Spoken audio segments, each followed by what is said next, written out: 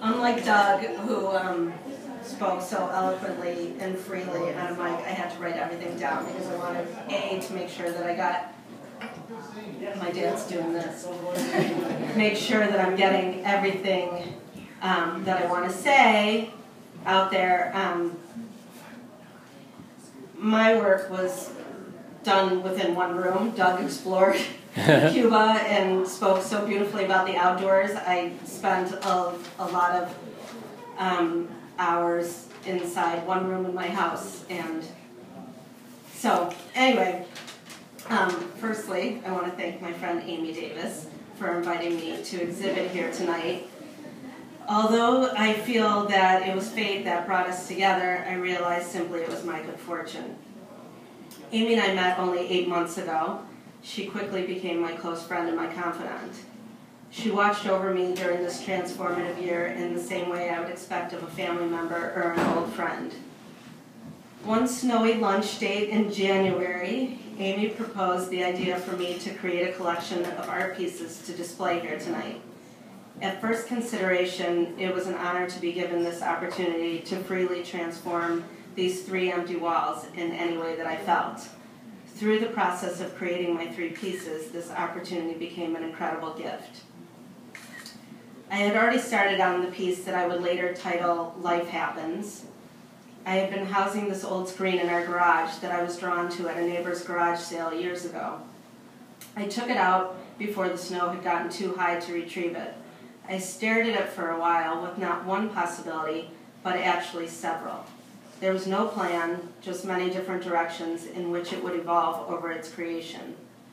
Let me relate this personal piece with the personal situation that had been going on in my family. Last spring, my beautifully unique daughter revealed to me that she wanted to live as a boy. How does a mother, a father, and a brother respond to such a dramatic change in our family unit? We took to the internet and looked to the professionals as our guide. A lot of experimentation went into play, very similar to this art piece. I was guided by my heart and my intuition in both situations. I would learn something new every day and change my mind just as regularly. So much confusion overwhelmed me regarding parameters and boundaries. I couldn't seem to get ahead of it. Clarity only came to me when I realized I had a really happy child. How difficult it is for all of us, let alone a 13-year-old, to live so authentically. Should it be so challenging for our kids to show the outside world who they really are on the inside? The courage I feel it takes is really mind-boggling. As I continued day after day stringing thread through this old screen, my mind would wander into our new transgender world. So many future thoughts and plans aborted on this new course. One of my favorite quotes popped into my head. John Lennon's lyric tells us, "Life is what happens to you while you're busy making other plans." Then came a vision of a garden, planting a packet of seeds, and one of those seeds blooming very differently from the rest. I would string and restring, taking the piece in many different directions. This was very congruous to the past year's events. The piece evolved into my family's personal story. It wasn't until after I completed the art that I realized the irony of the lyric coming from John Lennon's song, "Beautiful Boy." While working on Life Happens, I had my next piece swirling in my head. I knew it to be fun and frivolous as I pictured a cowboy, always a symbol of masculinity, rocking some wonderfully emasculating boots. Gender has played a lot of tricks on my brain over this past year. Not only have I gone from calling my daughter Maya to my son Jason, but also having to change from she to he. I've become very sensitive to what a binary world we're living when there is such a spectrum of human beings. So here we have the transgender cowgirl.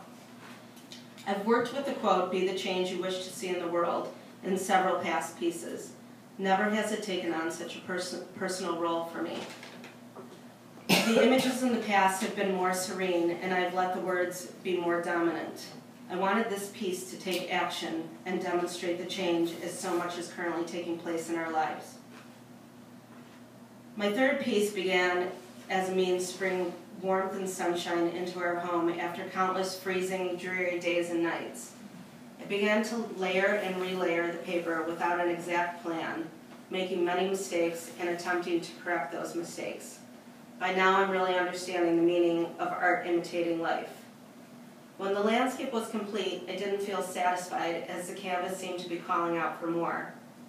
Around the same time, a friend had given me a children's book called I Know You Anywhere, My Love. The premise of the story is that a mom will know her child whoever they decide to be.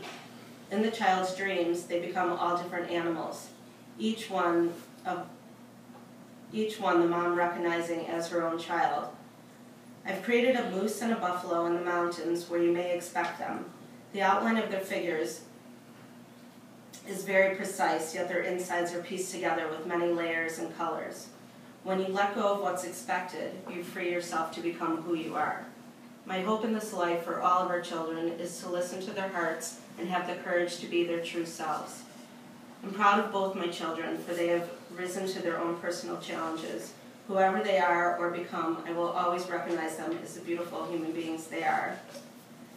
And now, Jason is going to perform right in the other room. Yes. And do a song for all of us and the celebration.